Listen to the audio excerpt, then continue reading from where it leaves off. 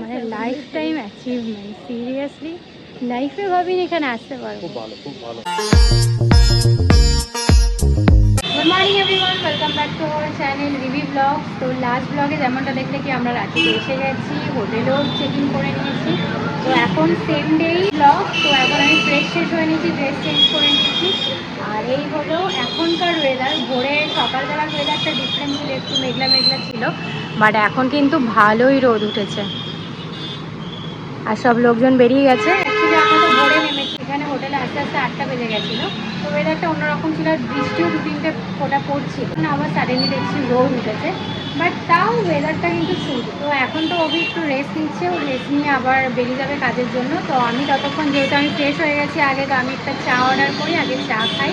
চা বিস্কিট আমার কাছে রয়েছে, হোটেল তো আবার বিস্কিট দেয় না, তো চা আর বিস্কিট খাই। তারপরে চলে এসছে আমাদের সুন্দর চা, 1 কাপই নিয়েছি কারণ অভি একটু পরে খাবে।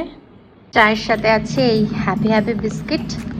এটা কালকেই ট্রেনে ওঠার সময় নেওয়া হয়েছিল, বাট আর খাওয়া হয়নি, তো এটা রয়ে গেছিল, তো এটা দিয়ে এখন চাটা খাওয়া যায়। কিছুক্ষণ একটু ঘুমালাম, কারণ রাতে না ঠিকমতো ঘুম হয় না, মানে স্পেসটা ছোট আর পা মেলতে অসুবিধা হয়। ম্যাডাম রাতের বেলা খালি উঠে যাচ্ছে, একবার বলছে 2টো বাজে, একবার বলছে 3টে বাজে, কখন যাবি কখন নামবে, তো একটা প্যানিক কাজ করে।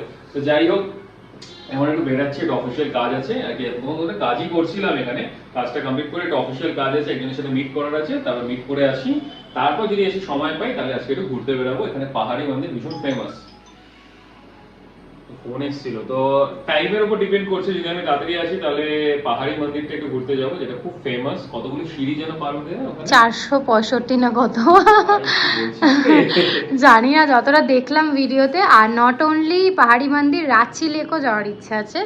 তো একটু লেট ফেক মেরে নি 400 বাপরে বাপ। আর যাই হোক, ও বলছে সেটা, ও এগুলো সব রিসার্চ করে রাখে।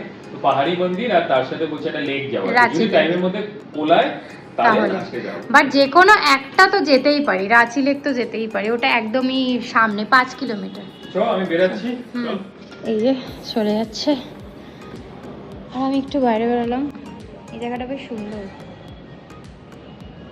মানে এই স্ট্রাকচারটাই বেশ সুন্দর লাগছে, মানে মনে হচ্ছে কোনো বড় মানে রাজবাড়ি টাইপের।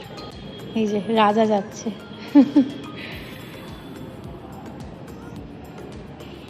আর এই হলো আমাদের রুম 117।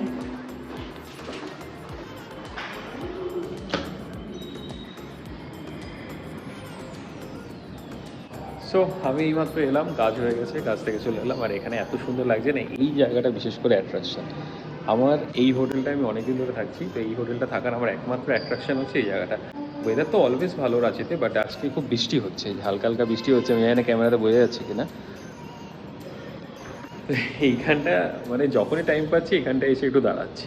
তো যাই হোক, এখন একটু খাওয়া দাওয়া করবো, একটু খাওয়া দাওয়া করে এখন একটু বেরাবো। যদি বৃষ্টিটা কমে তাহলে একটু পাহাড়ি মন্দিরের দিকে যাবো। আমি আসতেই পারিনি, একা ছিলাম বলে, কিন্তু ভালোই মানে আমি সেটাই বলছি, বলে এই হোটেলটা আমার চুজ করার একটাই উদ্দেশ্য, এই জায়গাটা যেটা হয়।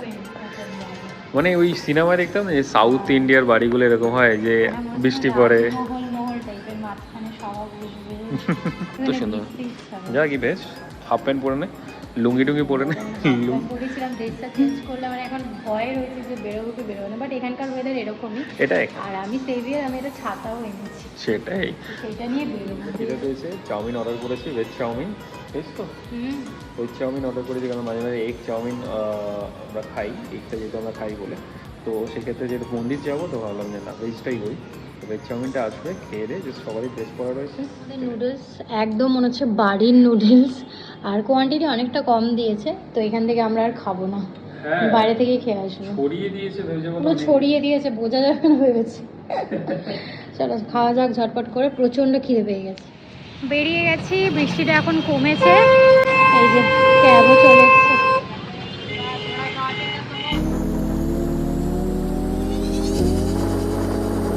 ও চলে এসছি আমরা, এটা কি দেখো লোকেশনটা। হ্যাঁ হ্যাঁ হ্যাঁ, এইটাই, ওই যে উপরে উঠছে, এখান থেকে স্টার্ট হচ্ছে। তো আমরা পৌঁছে গেছি, আর হোটেল থেকে সামান্য মানে 7 থেকে 10 মিনিট লাগলো। এই হচ্ছে পাহাড়ি মন্দির, এটা হচ্ছে এন্ট্রান্স, এখন উপরে উঠতে হবে। ও এইখানেই ওই 400-500টা সিঁড়ি না? হ্যাঁ হ্যাঁ হ্যাঁ, জানি না, আমি এখন গেলে হ্যাঁ হাঁটতে হবে। তো যা দেখতে পাচ্ছি দেখে একদম অন্যরকম, এরকম আমি আসিনি বলে, পাহাড়ি মন্দির বিশেষ করে, তো পাহাড়ের মধ্যে মেবি। বাট ওখানে ডালা টালা নামার আছে নাকি? এটা বেসিক্যালি শিব ঠাকুরেরই মন্দির, তো ওই জন্য বেলপাতা বেসিক যেগুলো লাগে, কারণ বুঝতে পারছি না কী চড়া এখানে। তো ওনারা বললেন যেটা খুশি নিতে পারো, প্যাড়া আছে, লাড্ডু আছে। তা মেন হচ্ছে মালাটা, বেলপাতা আর নকুনদানা নিলাম, আর ধূপকাঠি মোমবাতি নিয়ে নিই চলে। জুতোটাও এখানে রাখা যাবে। এই হচ্ছে এন্ট্রান্স, আর সিঁড়ি বেয়ে ওপরে উঠতে হবে। নে জুতো রাখলাম, ছাতা বোতলটা রাখা যাবে নাকি জিজ্ঞেস করো। এই যে এই খালি পায়ে দুজনে 428টা সিঁড়ি। চলো এটাই তো চাই। হ্যাঁ দেখ, কিন্তু এক্ষুনি যা স্ক্রিন উঠেই পাহারাদার বসে আছে। এই যে হ্যালো, চলো। কতক্ষণে পৌঁছাবো বুঝতে পারছি না। ওরে বাবা রে, সিঁড়িতে কাজ হচ্ছে, সিঁড়িতে যাওয়া যাবে না, পাহাড় চড়ে যেতে হবে। দারুণ, সিঁড়ি আছে বললো, I don't know। ওই তো পাহাড় আমি দেখতে পাচ্ছি এখান থেকে। তাও আবার খালি পায়।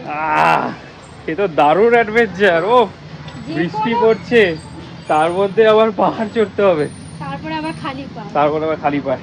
ওহ, বাবা রে ভাই, কেয়ারফুল। ওরে বাবা, তো পাহাড়ে উঠে গেলাম খালি পায় পাহাড়ে।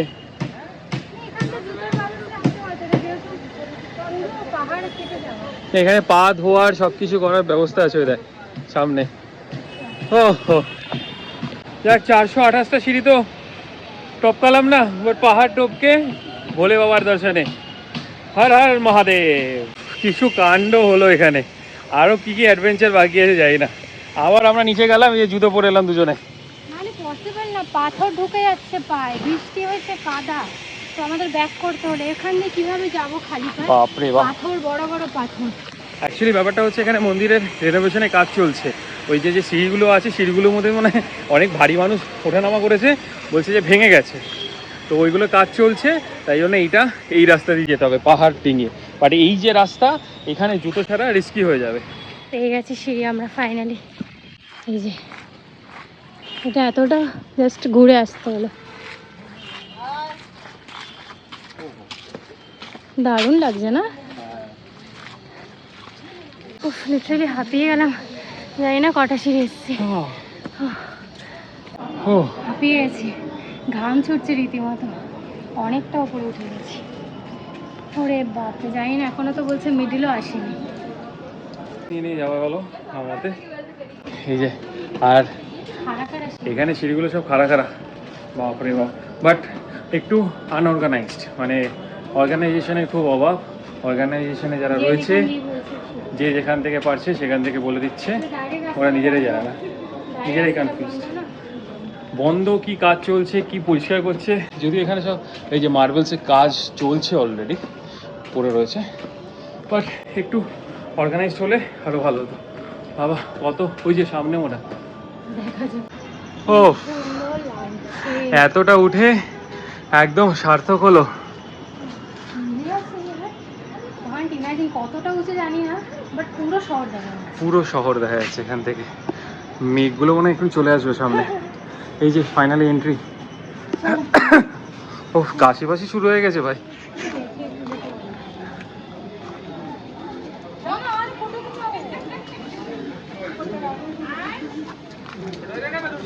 এখানটাও উঁচু নিচু, মানে এখানটাও কতটা উঁচু হয়ে আসছে, এটারও ওপরে। এখান থেকে পুরো শহর দেখা যাচ্ছে, আর এই যে মন্দির।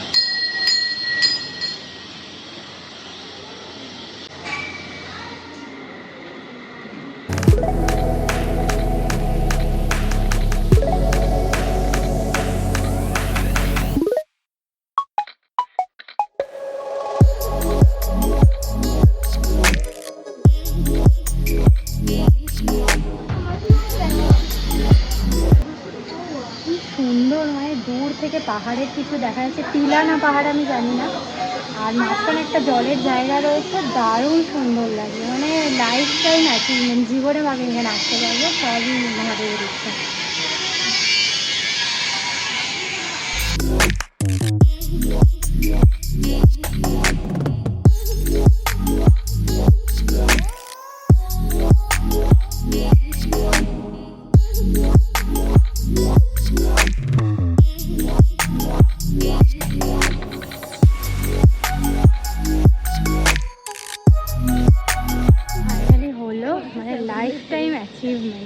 সিরিয়াসলি লাইফে ভাবিনি এখানে আসতে পারবো। খুব ভালো, খুব ভালো। কিভাবে কি হয়ে গেল, মানে একদম পাহাড়ি মন্দিরে চলে আসলাম, একদম টপ।